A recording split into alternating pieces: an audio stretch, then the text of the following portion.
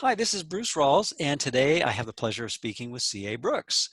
C.A. has several shows on 1-2 Radio. One of them that I'm most familiar with is her weekly show on A Course in Miracles, and also she has shows on astrology and lots of other cool stuff. So anyway, I've actually, Illusory stuff. well, all good stuff. Yeah, Yes. exactly. So anyway, I've enjoyed being a guest on CA's show for many years, and had wonderful conversations, predominantly about Course in Miracles. And I thought, well, it'd be fun to turn the tables and then have her give a little bit of her background, how she got into the course, and things like that that might be of interest. And so anyway, welcome, CA. Thank you for being on YouTube with me, and tell us about how you got into the course, and what inspired you, and what were the promptings, and maybe the circuitous route that we've all followed to get into this wild and adventurous journey. So Well, I got into the course like I get into many things, which I always say is by accident. I'm always Johnny come lately. Like if there's a television series, like I started watching NCIS in season 10. It's like I'm always late to the show, if you know what I mean. And I'd heard about A Course in Miracles a lot. But truthfully, I was one of these people, I had done the smorgasbord, of spirituality. And I had been raised Catholic. I had done born again Christian. I had been a conservative Baptist. I had gone to Science of the Mind. I had done not all of it, but a lot of it. mm-hmm. And so the first few times I went to anything that was Course in Miracles or people talked to me about it, I always said, I don't need one more version of Christianity. Been there, done that. Mm-hmm. Mm-hmm. And that was really the truth. Mm-hmm. And so it was it was actually 2004. And a friend of, I'm pretty sure it was anyway, a friend, you can correct me because it has to do with the book, The Disappearance of the Universe. Okay. A friend of mine owned a bookstore, Mark Hesson, and he Mm-hmm. said, you got to read this new book. Well, that was not actually the first time that somebody in the bookstore had recommended it. And I kept going, no, I've looked at that book. It's about A Course in Miracles. So when my friend Mark, who I really trusted, said, oh, you have to read this book. I said, Mark, it's about A Course in Miracles. Just like that. And he said, oh, well, what's your experience with the Course? And I said, nothing. And the minute I said it, I just felt like this thing go through my heart. I thought, oh my God, how stupid does that sound? I just told this person that I really respect that I won't read a book that he recommends because it's about A Course in Miracles, of which I know nothing. And I was embarrassed. I mean, right on the spot, I was just embarrassed. Uh-huh. And so I said, okay, that wasn't so smart. And he goes, look, he's the owner of the store. So he said, buy the book. You don't like it, bring it back. So I buy the book. And as fortune would have it, luck, whatever you want to call it, I was off on a business trip to a medical meeting that was in Canada. Because in fact, I think it's ironic with everything going on right now with the WHO, because I was in medical research for a long, long time and was part of the North American Collaborating Center, which is part of the World Health Organization. Okay. And so I would go up to Canada quite a bit on these meetings, with people all over the world. Mm-hmm. So I was at one of those meetings, and it turns out a number of things happened at that meeting that didn't actually have to do with the meeting. They had to do with my coworkers. And it was the meeting from hell. I mean, on a personal level, it was horrible. And there was a person who I'd say had kind of a mental breakdown. And I kind of got caught up in the middle of it. And I am in a foreign country where I don't speak French. I know French, but I don't speak French. And we were in one of the, areas where they spoke French. So all the television was in French. Mm-hmm. And because it was a business meeting, I had only taken The Disappearance of the Universe because I knew I didn't have a lot of time to read. But I thought, in my spare time, I want to have something. So Mark recommends this book. So I take this book. Well, I won't even go into all the details, but I'm telling you, it was a emotionally, psychologically traumatic kind of event, being at this meeting with coworkers who were psyched out, just a weird situation. And so I was trying to do anything to escape from them. So anytime we weren't actually in a meeting, and by the way, because it was in Canada, we had already agreed we were going to spend a couple extra days. So here I am, kind of locked up with these people who are going through their own trauma. And like I said, are acting out so much and partially blaming it on me. And I couldn't even figure out what was going on, you know? I was like, what? What So happened? yeah, what happened here? And so I was trying to escape. So all I have is this book. I had not taken any magazines, and I'm a reader. I love to read. And TV was kind of wasted on me because I really couldn't follow the plots in French. And so I'm reading this book, and this book is making me furious. I'm reading The Disappearance of the Universe by Gary Renard, and I'm furious, and I mean furious. And of course, I'm upset because of the situation with the coworkers, which I don't seem to have any control over, and which I don't even understand what's actually unfolding. And I mean, I found out later there had been some issues that I'd not been aware of, and the person just kind of had a breakdown. You know, that's what happened. But in any case, I am so mad, and now I'm really mad at Mark because the only thing I have for entertainment is this damn book, huh? that I'm reading that's basically saying, you're living a dream, you're the script writer, you decided all this. So I'm like, so now not only am I feeling really victimized in this situation in a foreign country, of which, by the way, I'm 8 hours from the nearest airport. Because I'd even considered just do whatever you can to get back to an airport and get back home. But there's really no way for me to get back home because we're in a very isolated area. There's no such thing as Uber. I don't even think there was a bus. So my only choice is to wait to drive back to the airport with these people. And so I am so angry. I mean, I am just like beside myself being angry, and then reading this book that's making me even angrier. And I was sitting one day reading it, because every time they even wanted to talk, I said, I'm sorry, I'm really engrossed in this book, is what I would say to them. So I'm reading this book, and I will never forget, I'm on page 200. And I don't even remember now how long the book is, but I'm on page 200, and I am so angry. I said, when I get back to the hotel, I am throwing this book in the trash, because this book is so bad. I don't think anybody in the world should be reading this book. And as I sat there, I literally said, oh my God, what could be so upsetting that you would get this angry about a book? And I'm telling you, it really was like the hand of God or like a psychic whack or something, because I sat there going, you are this mad about a book. What is it about this book that is really upsetting you? And you probably didn't want to hear, and you probably didn't, at that moment, you probably didn't want to hear, I'm never upset for the reason I think, right? Except that I think that's exactly what happened. I don't even remember what's around 200, 201, any of those pages. But I'm telling you, it was like a major aha moment that I said, there's something else going on here. This can't possibly even be about your coworkers. This can't possibly even be about this book. So I finished reading the book, and then I started rereading it, because literally, once again, that's all I had. And I knew from that moment I had to study A Course in Miracles, which I wasn't really happy about, because I didn't want to study A Course in Miracles. But I also, that's one thing I knew from the book. I said, I've got to go back to the source. You know, I'm getting this introduction, but I've got to go back to the source. So literally the day I arrived back in the United States, because by the way, I didn't have a cell phone in which to connect to the United States either. It was 2004. And so the day I got back in town, I called the bookstore that was owned by Mark Husson. And he picked up the phone. I didn't even identify myself. And I said, you've got my attention. And he said, you read the book.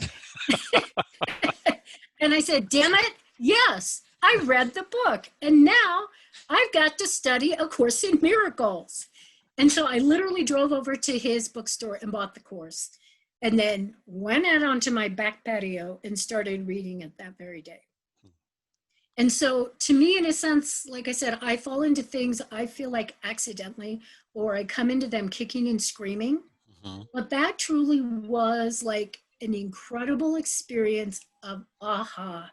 what the hell is going on here? Mm-hmm. Mm-hmm. So that's how I came to the course. And literally since that day in June 2004, I have been studying, reading, practicing the course. That's a great story. And it somewhat parallels my own, not the upset part, but the fact that so many of us have come either into the course or come back to the course through Gary Renard's books, and particularly his first one, The Disappearance of the Universe. Yeah. Yeah, for me, I'd actually picked up the course in the mid 80s. I'm here actually in my mom's house in Livermore, California, where she has a large metaphysical library. Kind of got through it osmosis as a teenager, and one of the many books, well, it was three actually, which were sitting behind me on this bookcase. Uh, I uh, see vineyards well, behind you. well, yeah, I know I've got the virtual background, but Yeah, but all those books back there. trust me, there's three blue books that are the volumes 1, 2, and 3, the original text, workbook, and manual for teachers. And I thumbed through them back in the early 80s, and it wasn't until really in 84 when I moved up to the foothills of Northern California. I flipped them open and started reading them. It's like, oh, wow, there's something here. I didn't really know consciously what it was. But then when I read Gary's book, and first book in 2007, it was like this, oh, I read through this whole thing and I didn't happen to notice that the part about, God didn't make up the universe and there's no, connection with the space-time dream we're having. And, how did I miss that? And then the other part was, it's all about forgiveness. Oh, how did I miss that? And it's kind of like, oh, like a new focus. And so, yeah, I mean, Gary's book plunged me headlong back into the course. So. Yeah, I think with the course, and I'm even hesitant a lot of times to talk to people about it that don't study it, because like me, every time I heard people talking about it or quoting it, it just sounded like Christianity. Right. The jargon, the form. Exactly. And I didn't need it. Been there, done that. Right. And that's a very difficult thing, I think, to get your head around, that it's not Christianity. That's not what it's talking about. Nope. the form for sure is Christian and Platonic and Shakespearean and a few other influences that Helen Schuckman certainly had and evidenced by the writing. But no, it's definitely a whole different ballgame, huh? Yeah, and I feel like people don't have to go through a traumatic experience to come to the course, but I certainly understand why a number of us do, or a number of us don't come to it until literally we've tried everything else. Yeah, there's that back against the wall phenomena that I think is common to a lot of stories about, spiritual search and introspective inquiry. It's like, there's just got to be something, whether we say it in those exact words, we know there's just got to be another way to look at this. There's just got to be something else. This can't be it. Please let there be more. Can't be it. Really. Well, thank you for sharing that story. I mean, I was laughing not at the challenge, but the fact that, we, in some way, we all, come to it kicking and screaming, and the course really does address that, the enormous resistance we have, and you got to have a very stark cognitive dissonance experience right at the get-go. It sounds like, just to see this extreme contrast and have it really, as obvious as possible that you were, upset with the book and had to ask yourself, that just made no sense at all. And why am I so upset? And like Ken Wapnick, what our favorite course teacher says, because we know what's in it, on some level we know what it's all about, and our egos do not like that at all. Yeah. But fortunately, that's the part of us that when we slowly but surely disavow identification with, becomes our opportunity to actually be more peaceful, and then we get that positive reinforcement. Yeah, and that's it. I had heard about the course. I mean, I'm trying to think, the first time I heard about it was probably in the early 80s. I mean, it was pretty early on. Yeah. Because in some ways I always moved in those circles, in spiritual circles, and basically spiritual seekers. Yeah. But every time I just kept hearing those words, and forgiveness, atonement, and I'm like, nah, I don't think so. Yeah. Well, I set it down myself for a number of years. I read it for a few years in the mid 80s, and then I set it aside for the most part until Gary's book came along, and it's like, oh, that was in there.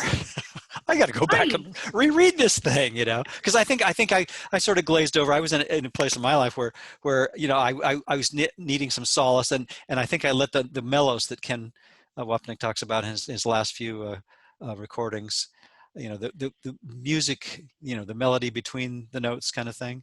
Mhm. I let that kind of wash through me as I was going through some life changes during that era, and that it was what I needed at that time. And then later on, it was like, oh, okay, I guess I could pick this up again and see what I completely, was oblivious to in the first pass through. Yeah. Yeah. Yeah. Yeah. Well, and like I said, it's not that I don't mention it to people. I do a lot Uh-huh. because I feel like it is pretty integral to my life. Not that I'm good at it. I'm still not a very good student, but I also feel it is just so personal. I mean, in fact, actually, I'm an astrologer. Mm-hmm. Mm-hmm. And when I look at it astrologically, it's interesting because one of the most life-defining things that can happen to a person has to do with the planet Pluto. And because Pluto has a very, very long transit, 245 years around the Earth, many of us go through our lives without, I'm not going to say any significant transits, but not the one that I had. That's the other thing. When I got home that weekend, I was pretty sure I knew what was going on. And of course, I opened up my astrology book and realized Pluto, the planet of transformation, was sitting on if there's any astrologers who watch this, it was sitting on my ascendant. There you It was go. sitting on one of the most sensitive parts of my chart Right. that says change or be changed. Right. You have no choice. And so once again, it's just as an astrologer, I'm going, whoa, I can't believe Mark would give me that book, literally, when Pluto's on my ascendant. But that's how it was. It wasn't going to hit me in the 80s. It wasn't going to hit me in the 90s. I just wasn't ready for it. I wish I had been, but I wasn't. But at a very, in a sense, vulnerable psychological place in my life, even though I didn't know I was there, it just came. And it got through. Yeah. And then when I read it, it was just like a total revelation. And I realized they're not talking about Christianity at all. So anyway. Not a bit. Well, anyway, thanks again for sharing that story, because I think it's really helpful. And again, it does point to the resistance that we're all dealing with. We're all, fighting it tooth and nail, and yet there's a part of us that's drawn inexorably to the peace that's beyond. Yeah. And since there is, I think in retrospect, a lot of humor, I thought maybe we could talk about the humor.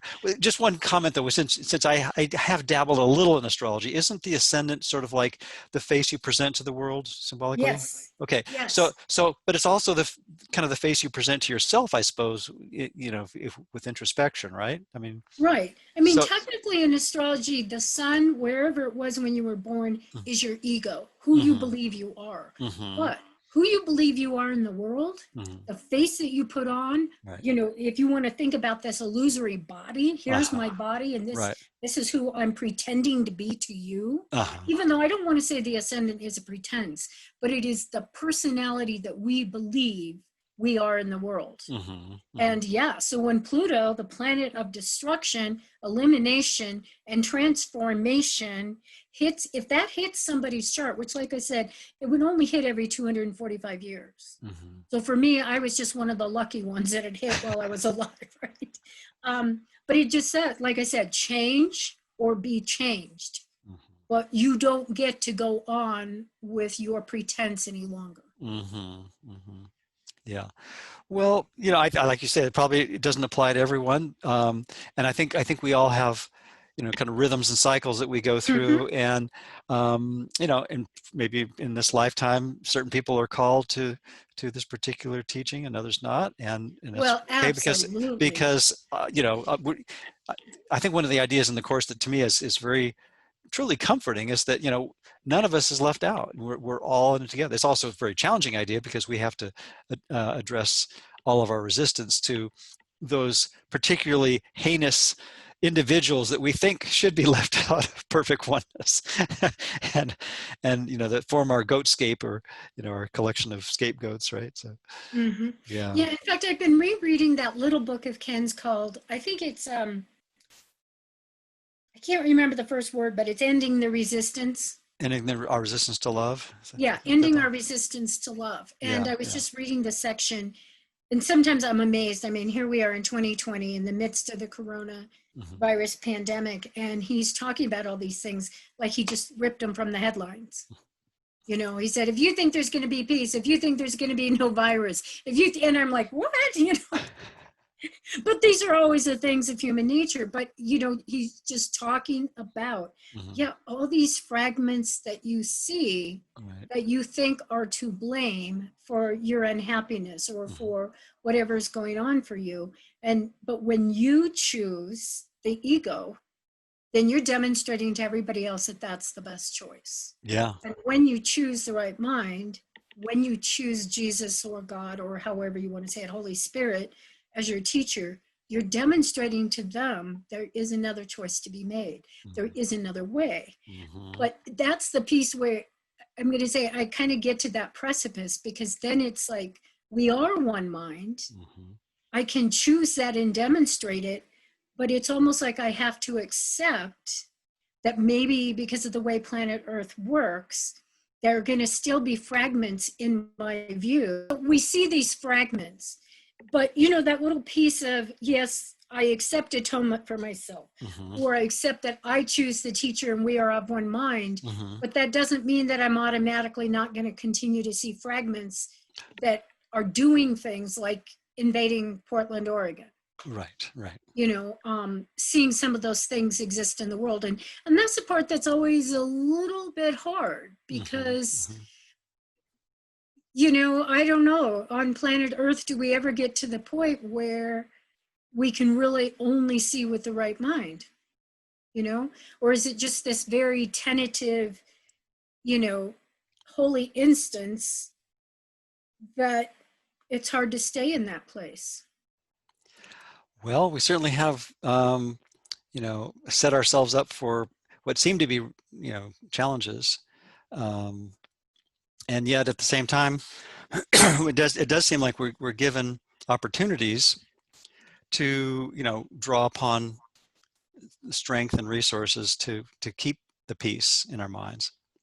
Yeah. And I think the Course really does a wonderful job of giving us those tools. And my experience has been that the more that I actually use them, the more that I'm peaceful. But our application tends to be spotty and selective until we learn to generalize and yeah.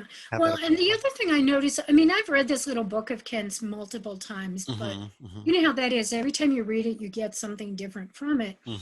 And one of the things that he was saying that really hit me this time, because of course, sometimes I feel so overwhelmed by the news, so overwhelmed by what we see happening. And he's talking about the idea that this is really a comedy. But he said, what's going on the stage is not a comedy. That is not reason for laughter. Exactly. What's a reason for smiling or for laughter is when you remember that you're watching a show. When you remember that you're watching a dream, that you're creating a dream. Exactly. When you can remember that, you can laugh. Yes. But what's going on is not a comedy. No. Not a comedy at all. So it would be inappropriate to be out there laughing right. about what you see happening. But you can step back, go out, like in the same words of, go up the hill, whatever you want to call it, rise above the battleground. Then you can smile. Right. You got caught up in this belief. In the same way you get caught up in a movie or a stage play or a piece of music. We get caught up in it, and for a brief moment, we dissociate. And we forget that there's another way. And so I thought that was helpful when he said, what you see going on is not a comedy. Very helpful. Yeah. And it doesn't mean that we, smile. What's that? Say again? But you can still smile. Exactly.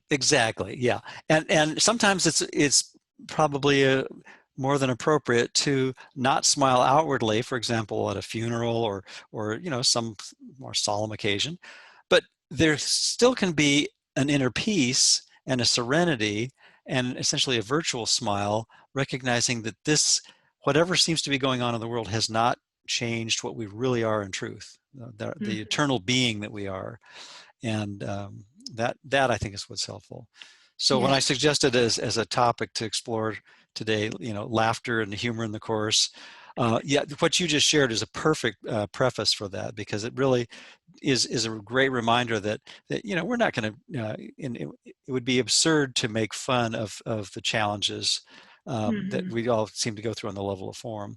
And cruel and mean-spirited. And one of the things I think that Ken Wapnick really emphasized toward the latter part of his teaching was how important it is to be kind.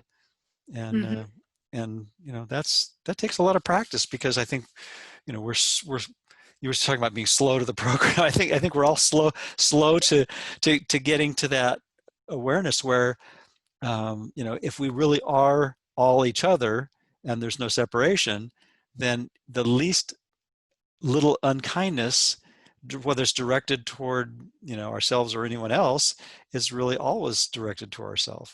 And why would we want to be masochistic?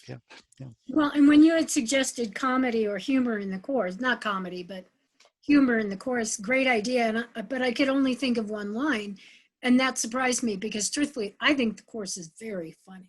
Oh, yeah. I mean, I literally sometimes, the first time I read it, I was laughing out loud going, oh my God. And once again, kind of looking at it, why are you laughing? Because I recognize myself.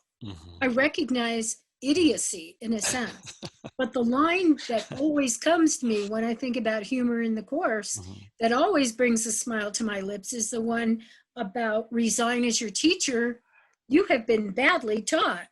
Same, that's, I think, my favorite humorous line too. Yeah. Yeah. I think that actually might be two quotes, but I always put them together too. But they go together so perfectly because Yes. we really do need to resign as our own teacher, and we really have been very poorly taught Very by our badly taught. egos. Yeah, Yes. exactly. Yeah. Well, and it really sums up my experience of coming to the Course, because that's it. I was kind of at the bottom going, oh my God, there's got to be another way. I've got to resign. I mean, I didn't say that, but yeah, to read those words, resign as your own teacher, you've been badly taught. It's like, you can say that again. Not credentialed, but the ego certainly hasn't been credentialed in truth. But in terms of talent in sabotaging and cleverness and obfuscation, summa cum laude in that department, right? Yep. Yep. Yeah. Well, I picked a handful of quotes that I searched online for references to a few key words in the Course, and one classic place that we could talk about is the tiny mad idea section in chapter 27, which is section 8. How about if I just read Sure. there's a couple of paragraphs here that set this up. Paragraph 5 in section 8 of chapter 27 is, how willing are you to escape effects of all the dreams the world has ever had? Is it your wish to let no dream appear to be the cause of what it is you do? Then let us merely look upon the dream's beginning, for the part you see is but the second part, whose cause lies in the first. There's cause and effect, right? So and he goes on, no one asleep and dreaming in the world remembers his attack upon himself. No one believes there really was a time when he knew nothing of a body and could never have conceived this world as real. He would have seen at once that these ideas are one illusion too ridiculous for anything but to be laughed away. And again, when we're in the thick of it and we're identified with our, I call it silly, seemingly separate selves, that's the last thing we want to hear. And we're going to throw anything, a book or whatever that resembles that thought system, out the window or against the wall, right? Including shooting the messenger in some cases. Right. And then it goes on, how serious they now appear to be, and no one can remember when they would have met with laughter and disbelief. We can remember this if we but look directly at their cause, and we will see the grounds for laughter, not a cause for fear. And then here's the paragraph that so many course students remember a sentence of. Let us return the dream he gave away unto the dreamer, who perceives the dream as separate from himself and done to him. Into eternity, where all is one, there crept a tiny mad idea at which the Son of God remembered not to laugh. In his forgetting did the thought become a serious idea, and possible of both accomplishment and real effects. Together, we can laugh them both away and understand that time cannot intrude upon eternity. It is a joke to think that time can come to circumvent eternity, which means there is no time. And I'm reminded of in that last sentence, or second last sentence, together we can laugh them both away, of the shared interest idea that's emphasized in the Manual for Teachers, and how that really reminds us that when we're by ourselves in our minds, things take on a more serious role or serious tone.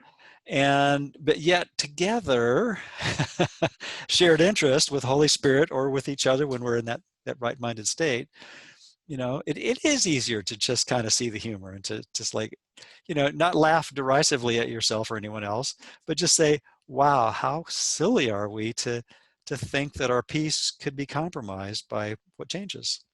Yeah. Well, and I don't know why this came into my mind, but maybe it was, remembering not to laugh. A number of people this happens to, but they have recurring dreams. All of my life, I've had several themes that run through my dreams. And one of them is that I can fly. But what's really interesting is whenever I have the dream and I remember that I can fly, I always say, why do you keep forgetting this? This would be so helpful if you could just remember this. And why do you keep forgetting that you don't have to, that things aren't so slow? You can literally kind of wish yourself from place to place. And this is a really great skill. Can you hold on to it this time? Can you remember this time and not forget? And it's as if in the dream, I'm saying, can you wake up and not forget this? Because you keep forgetting. And then when I do wake up, though, there's always a sadness because I can't fly. But now, especially with A Course in Miracles, there's this sense of, what is it I'm forgetting? Because I think that's maybe what the psyche is really trying to tell me is, there really are some really helpful things here if you would just remember them. Can you just remember? And if you would have that same feeling of, oh my gosh, this is so much easier, or this could be so much better if you would just remember. Quit forgetting this asset, quit forgetting this ability, because it's there, it's innate in who you are, and you just keep forgetting. As you're sharing that, see, I couldn't help but think that what a great metaphor of the flying dream, for the real freedom that we have in our mind, that really is, we go anywhere instantaneously. We can think about being on some planet in the Andromeda galaxy in a split second. That's how many thousands of light years away, or whatever it is, or millions. I'd have to look it up. Well, and that's it. Our perception, we're totally in control of it. We keep forgetting. I forget that I'm totally in control of my perception and my interpretation of what's going on. A very helpful skill if I would just remember. Yeah. Exactly. Yeah, thank you for that. That's good, because there's that feeling of freedom and lightness and lack of concern, lack of worry, maybe is a better way of putting it, that comes from that ability to fly. Well, and the other thing in the dreams that's part of that is I recognize automatically I have a different perspective, because from flying, I see things so differently.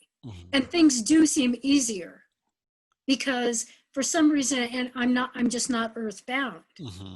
things just seem so much easier, and I can quickly go from one place to another. And so Yeah. I don't know. Like I said, since I started studying A Course in Miracles, I think it has more to do with the mind. Hmm. And maybe it always did, and I just didn't know what it had to do with. But anyway, that's one of my recurring dreams. Nice, nice. There's another paragraph 9, a little farther down. It says, in a gentle laughter does the Holy Spirit perceive the cause and looks not to effects. How else could he correct your error who have overlooked the cause entirely? He bids you bring each terrible effect to him that you may look together on its foolish cause and laugh with him a while. You judge effects, but he has judged their cause, and by his judgment are effects removed. Perhaps you come in tears, but hear him say, my brother, Holy Son of God, behold your idle dream in which this could occur. And you will leave the holy instant with your laughter and your brother's joined with his. So there it is, the two thought systems pretty graphically, and pointing out how the tears are, part of the dream. They're part of what we made up. And within that, it's appropriate sometimes to, not infrequently to yeah, have a serious demeanor in situations that call for that. And yet inwardly we can, when we're more mindful, remember that no one has been condemned in truth except except in dreams. Does that only seem possible, right? Yeah. Yeah. Yeah. I Yeah. found some other references, unless you have comments on that. Oh, no, go ahead. Okay. This is from chapter 11, section 8. Another couple of quotes that we could talk, paragraphs we could talk about. This is chapter 11, section 8, paragraph 13 and 14. And it says, children perceive frightening ghosts and monsters and dragons, and they are terrified. Yet if they ask someone they trust for the meaning of what they perceive and are willing to let their own interpretations go in favor of reality, their fear goes with them. When a child is helped to translate his, quote, ghost, unquote, into a curtain, his, quote, monster, unquote, into a shadow, and his, quote, dragon, unquote, into a dream, he is no longer afraid and laughs happily at his own fear. You, my child, he's talking to everyone here, are afraid of your brothers and of your father and of yourself. Well, that covers all the bases, doesn't it? But you are merely deceived in them. Ask what they are of the teacher of reality, or teacher of kindness, as I like to say sometimes, and hearing his answer, you too will laugh at your fears and replace them with peace. For fear lies not in reality, but in the minds of children who do not understand reality. It is only their lack of understanding that frightens them. And when they learn to perceive truly, they are not afraid. And because of this, they will ask for truth again when they are frightened. It is not the reality of your brothers or your father or yourself that frightens you. You do not know what they are, and so you perceive them as ghosts and monsters and dragons. Ask what their reality is from the one who knows it, and he will tell you what they are. For you do not understand them, and because you are deceived by what you see, you need reality to dispel your fears. So once again, the dream metaphor and the idea that fear is replaced with levity and a peaceful, joyous calm that Yep. sooner or later, Yep. you know. Yep. And the course says we leave the world through laughter, when we do it with the Holy Spirit. Yeah. Yep. And any thoughts on those? No, other than, what came to my mind when you just said we leave the world through laughter. I've told you this before.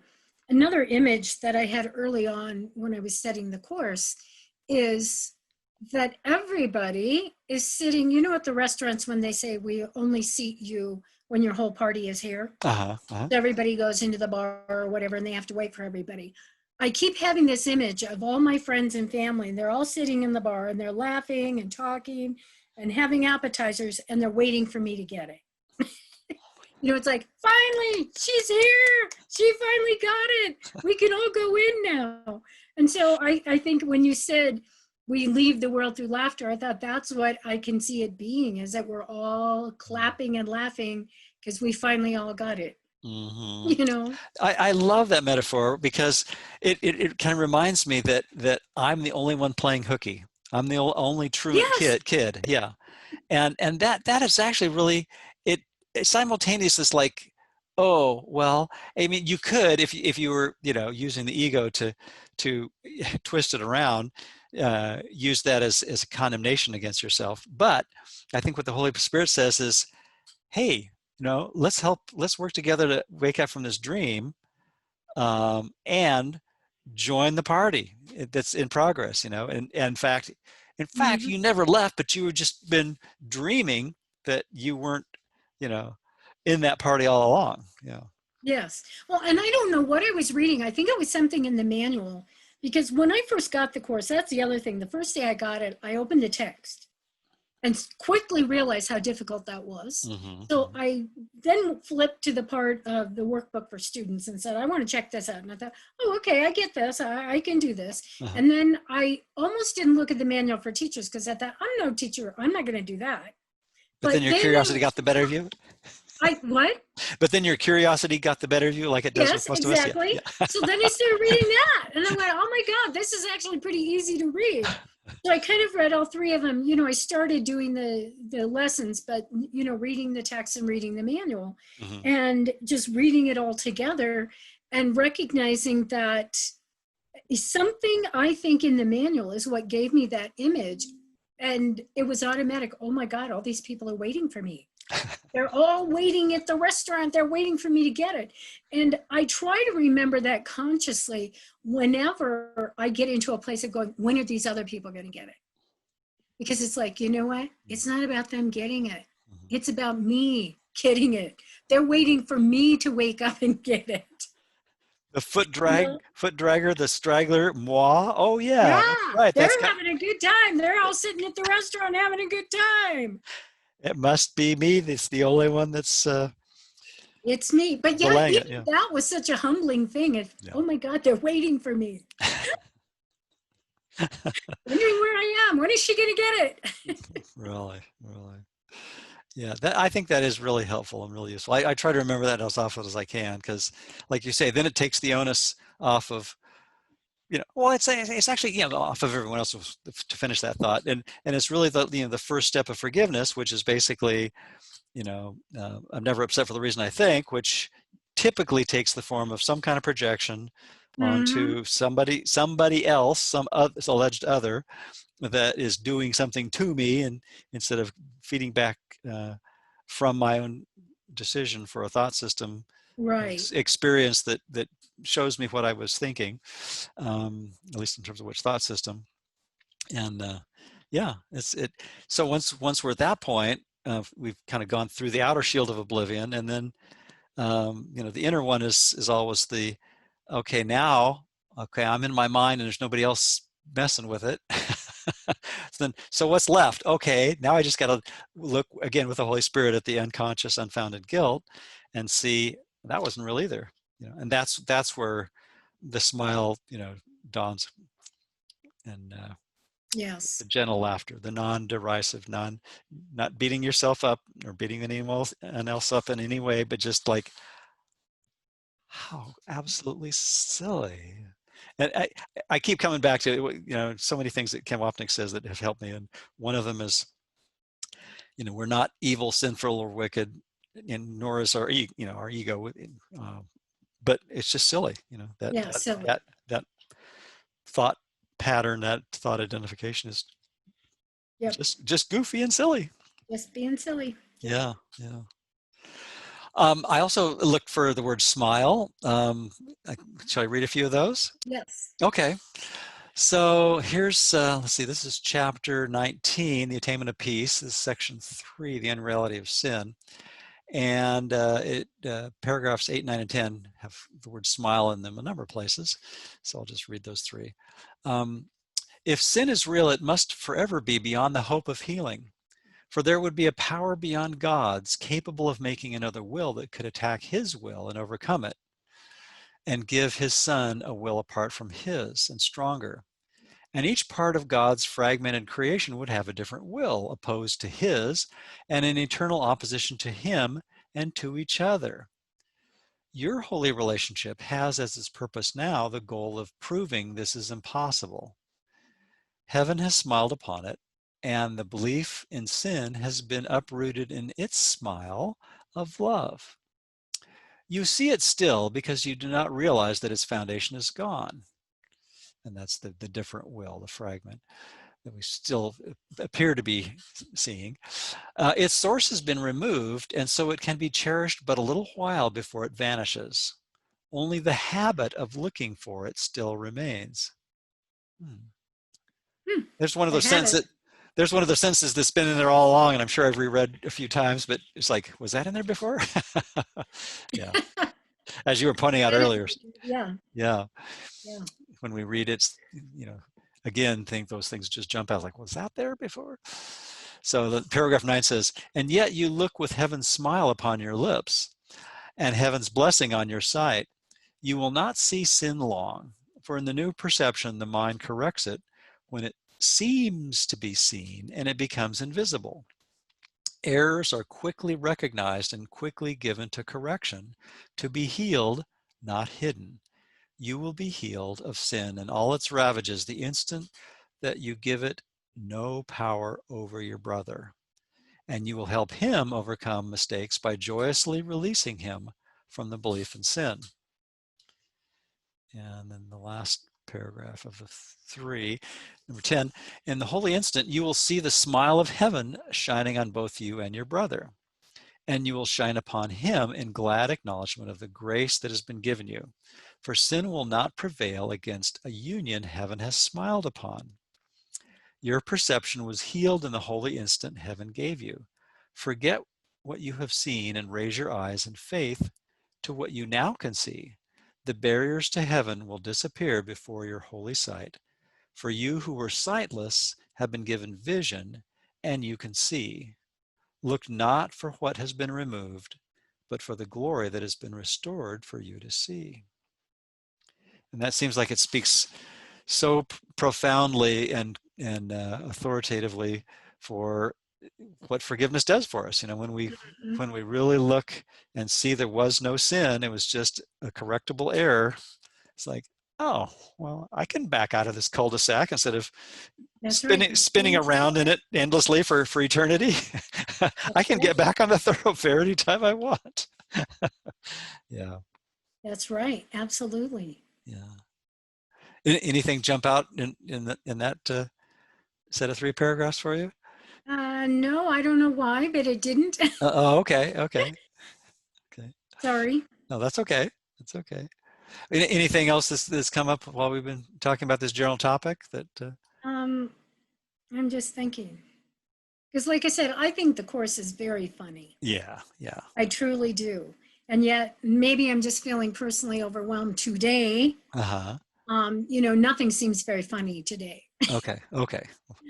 But yeah. Yeah. It's and again, I think we need to. That's another reminder. We need to be patient with ourselves because there are days when we're not willing to see the humor in things, and that's okay. Yeah. In fact, I at one point turned on the news, and it turns out today they are the Attorney General Barr is being interviewed by the Senate or whatever, and I heard one line, and to me it was just like a blatant lie, and I said, "We're not watching that." Click, and I just turned it off and turned on something else because I thought, no, I'm not going to just. I'm not in the mood today to fend off misinformation, and I know that takes it political, but literally they had asked him a question about some response, and the first word was Obama. It had to do with Obama, and I'm like, we're almost 4 years past Obama being in the White House. So it's like, okay, I'm not listening to this. And a lot of days I can listen. And once again, just recognize everybody has a different opinion. But I think that's how I was today. It's like, no, I don't want to do any fending off. I'm just turning the channel and seeing what else is on TV today. And you know, I think what you just shared is what we can all relate to, because there's so many times, and for most of us, you know, most of the time, and on a given day, you know, we're coming from that what's in it for me. You know, the world is an adversary in some way, you know, to my peace. And you know, it takes a while to unlearn that, to really to do the not know and really generalize it. And there's times when, you know, we're just frankly, you know, not ready to drop that sword, and that's okay, because I like how Ken Wapnick points out that just noticing your resistance, Mm-hmm. and noticing how much you don't want to have that piece be uppermost in your mind, that's helpful information. Yes. And, you know, kind of taking that thread, my turning away from that, in a sense, was just saying, I don't want to get riled up. Yeah. I Yeah. don't want to lose my peace of mind. Yeah. I don't want to fight the fight today. And, you know, there's a lot of days I probably would have been delighted and texted my friends, did you hear what he said? You know, or something like that. But I just, yeah, just turn away from it. Don't go down that path. Don't step in that pothole one more time. And I would really love to get to the point that no matter what I hear, whatever I witness, whatever I see, it just doesn't affect my peace of mind. But until I get there, turning it off is probably an okay solution too, because at least I'm acknowledging I don't like the way I respond. I don't like the way I feel. And for right now, I don't want to fight the good fight. You know, today, in this moment, I don't want to fight the good fight, or That sounds whatever. actually very sane to me. Yeah. Yeah. So it sounds pretty sane to me, actually. And I was also thinking it could actually be practical too, because you might have fewer tomatoes from the bottom of your veggie bin to clean up off your TV, right? If Yes, exactly. you're not hurling them back, Yes. Well, literally or figuratively, right? Yeah. that is true. Like when you talk about pick up the sword, I love the line. I think it's in the text, but I'm not sure, where it says, you know, you're holding the sword above your head. You're holding it. And that is sometimes how I feel. All of a sudden, I become aware of that fact. Mm-hmm. This righteousness. I'm holding the sword and I'm tired. It's I'm wearing. exhausted of It's a damn. holding the sword. And, you know, yeah. I It's a. wish, like I said, I wish I could get to the place where I say blameless. But at least if I can even recognize I'm tired of holding the sword. Yeah. Maybe I'm making progress, maybe not. But yeah, I feel that a lot sometimes. I just feel exhausted. And I recognize, because you're holding the defenses, you're holding yourself as the judge. And you don't have to do that. You don't have to play that role. Yeah. Yeah, that's really important. As you were sharing that, I was thinking of a quote that I ran across yesterday that occurred to me from another course-related conversation, and it was, you know, something. I'm going to paraphrase it slightly. Hopefully not too bad. The strain of constant judgment is virtually intolerable, and Mm-hmm. it's amazing how an idea so, you know, damaging can be so deeply cherished. Mm-hmm. And we look at how much we individually and collectively, you know, cherish our swords, and they're mighty damn heavy, and they're exhausting. Yeah, Yes, they are. And you they know, really a are. Yep. story I always remember, I was babysitting a small child. He was my nephew. This was years ago. And he was watching Star Wars in the other room, and I was baking cookies or something. I'm in the kitchen next door. Uh-huh. And he comes running in, and he goes, CA, come here. So I go in there, and there's all the stormtroopers in white, you know. And I was really insistent with him. Whenever he'd say bad guys or good guys, I would always say, there are no bad guys. They're just people making bad decisions. And so he said, in this, who are the good guys making the bad decision? And That's the good. That's reason I good. thought it was funny is because I recognized, yes, I was playing that word game with him. There are no bad guys. There's only good guys making bad decisions. But he still needed to know. This little child is like, I need to know who the good guys and the bad guys are. You know, for me to follow this story, I need you to tell me who are the good guys and who are the bad guys. So he was using my terminology, But it reminds me in our lives, we're desperate to categorize people as good guys and bad guys. Mm-hmm. And we can use all the language we want, but there's some kind of little child need to understand the story. I have to have two sides, and I have to know which side I align with. Which side am I supposed to be cheering for here? Exactly. Exactly. You know? Yeah. And The so good I guy. think I keep saying that. Yeah, that's really cool, and I think it's cool that you know, he picked up on the language, and at least he's willing to consider that. Well, maybe there's a possibility that you know, I could see things that way. You know, who Yeah, but knows he where still that will to needed to go? know. Yeah, You know, yeah, and I think about that. We pay a lot of lip service to we're all one, it's all valid. Your opinion is as valid as mine. But ultimately, in my heart of hearts, I've got that sword, hmm, and I'm going to divide the good guys and the bad guys. I'm going right, to choose right and wrong. And like that line that you read, it's a habit. hmm, It's a habit. It's so ingrained. I don't know how to get away from it unless I make a new habit. hmm, yeah, yeah, Yeah. and it takes a lot of practice, and Hmm. we need to be really patient with ourselves to form that new habit pattern. Well, and you know, even the habit of defensiveness. Hmm. You know, I think of, you know, even going back to the Senate hearing, the habit is I've got to defend myself. These are enemies or something. And so I've got to have my toolbox, got to have my habits. And so if you say something to me, I'm going to be ready, whether it's with my sword or whatever it is, I'm going to be ready to defend myself because I need to be protected Hmm. and I need to defend.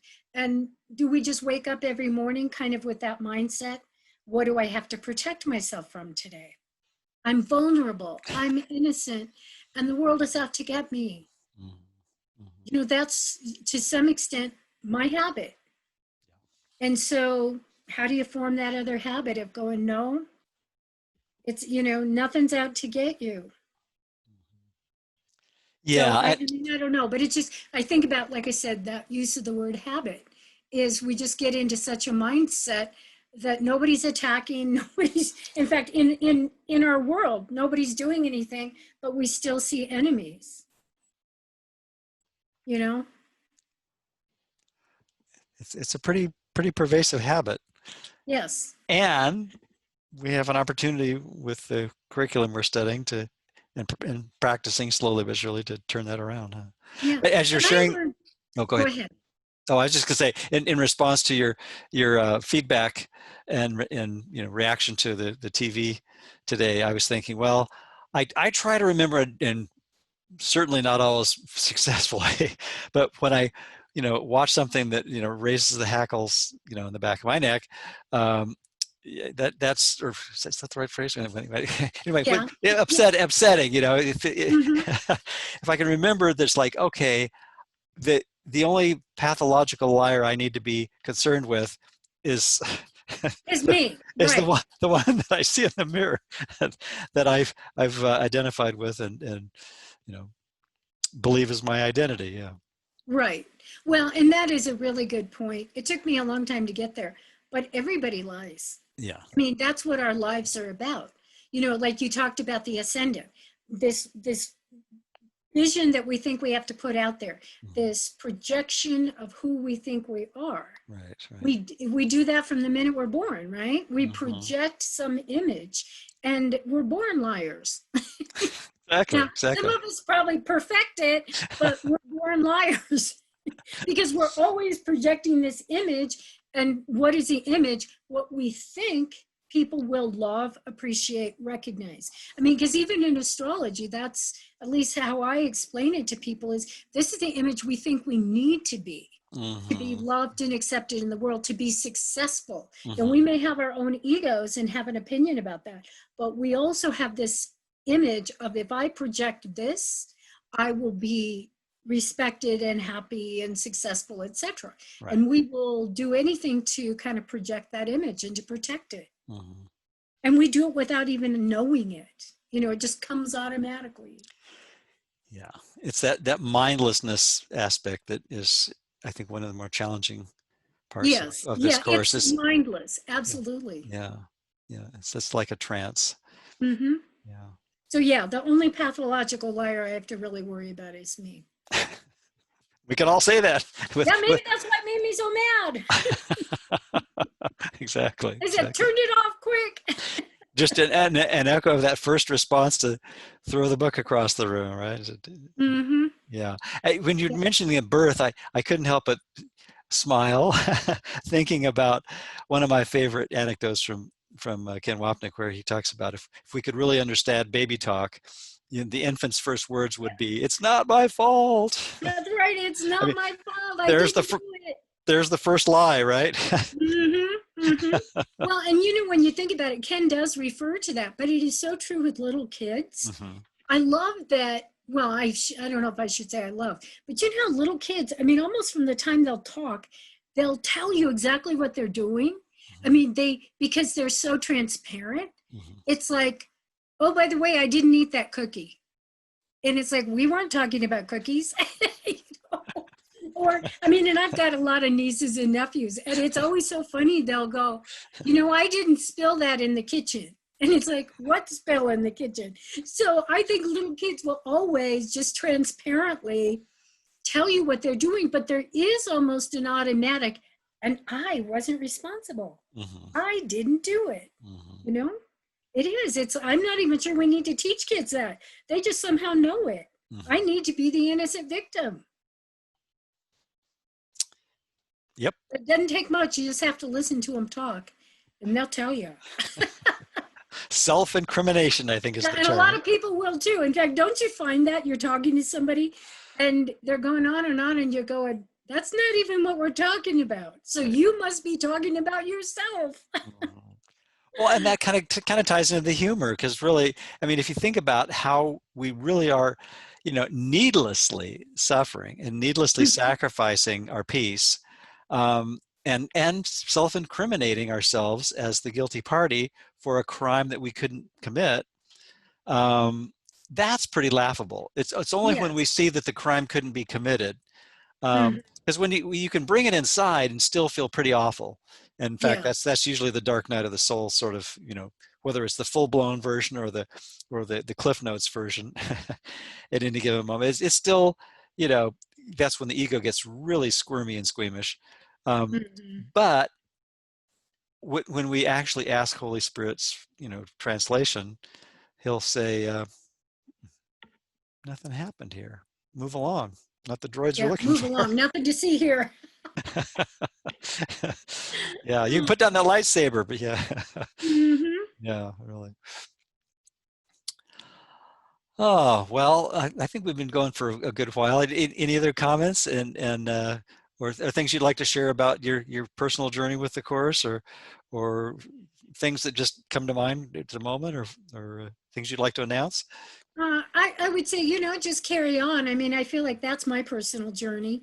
It is what gives me any sense of sanity whatsoever. When Hmm. I talk about the spiritual toolbox, I mean, I am serious.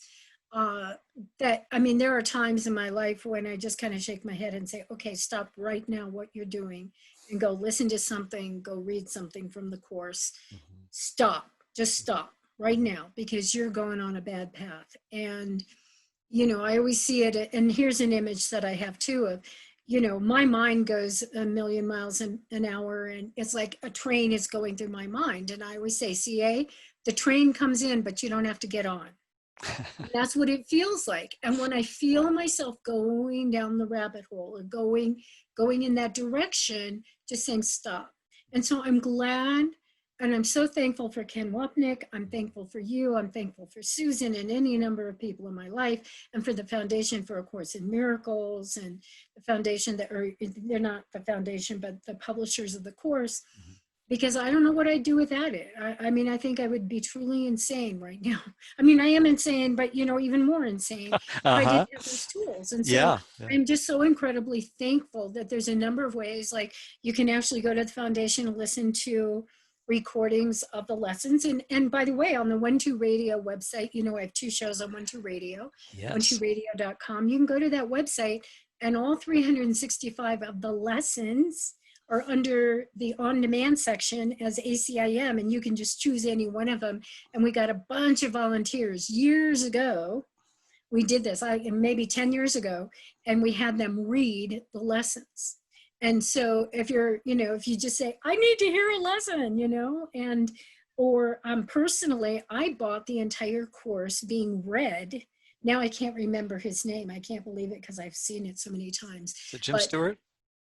Yeah, is that what it is? I think Jim Stewart is the one who did the. Yeah, I think it is. The full. Anyway, I bought that whole CD set so that I could hear the text, I could hear the manual for teachers, I could hear all the lessons, just pop it in and listen to it. So I'm so thankful for things like that. And I really encourage people to do it, because you just have to learn to put your hand up or whatever you do and just say, stop. It doesn't have to be this way.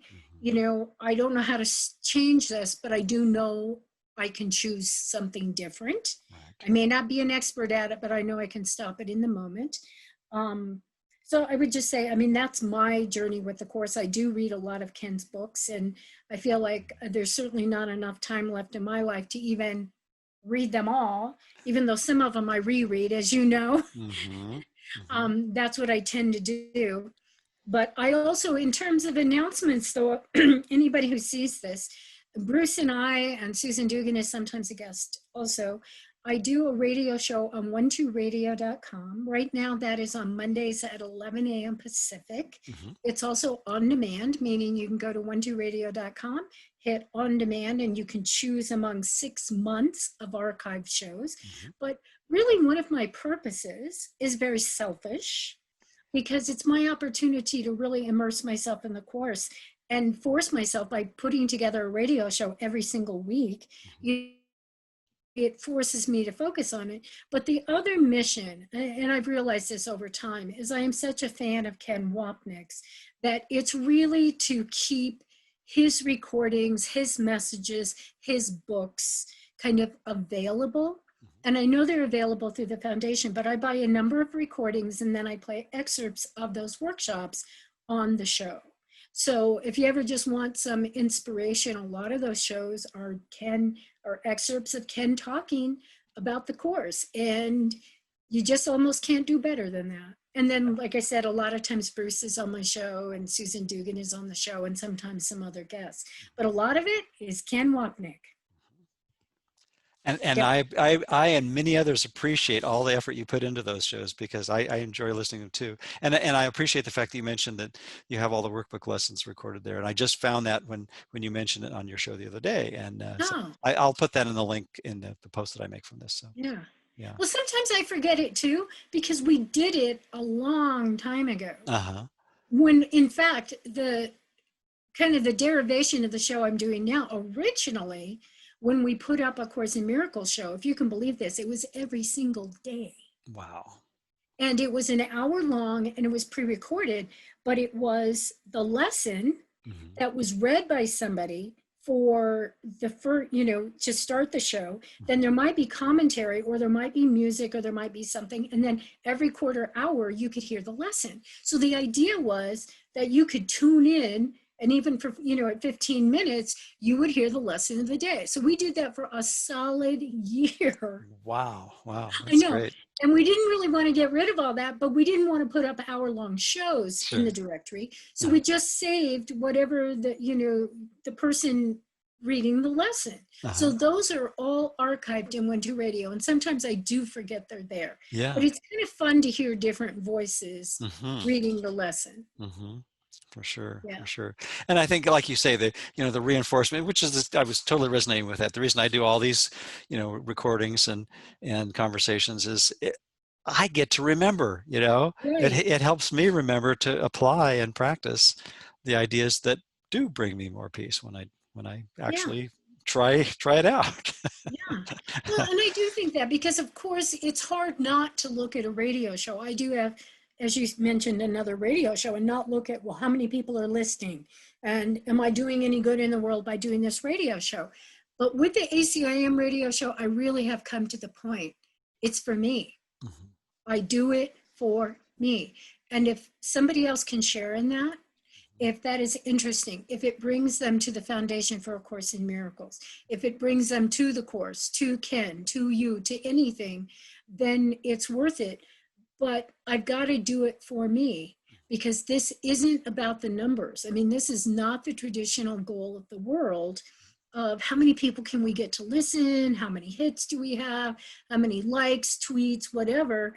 It's about what the message is, and it's never going to be measured in success or numbers or goals of the world. And it ties beautifully in with the metaphor you gave about the restaurant, with the party in progress, because the only one who needs to accept the atonement for themselves is whoever is hearing this or saying this in this case. Oh, that's That's right. me. Yeah, so as long as and also, I've thought many times of quitting because it's work, and it is also a financial investment, paying for the bandwidth or whatever. I mean, I don't even know for sure what I'm paying for, but paying for the show. But I figure, for me alone, so far, it's worth it. And I would hate to give it up, and someday I may, but I love doing it. I really do. And it's a good discipline for me to say, what are we talking about this week? What are we doing this week? What are we listening to? What are we thinking about? So if I ever had any doubts about keeping up my work, my homework, I have a radio show to do every week. And it's very helpful and appreciated. So, well, thank you. And thank you for your contributions to it. Oh, my pleasure. My pleasure, completely. And with that, I want to thank you for sharing this time with me, and well, thank you. Look forward to another conversation. And okay, great. And I'll send you the links and so forth when they're online. All right. Okay. All right. Well, thanks a lot, Bruce. Thank you, CA.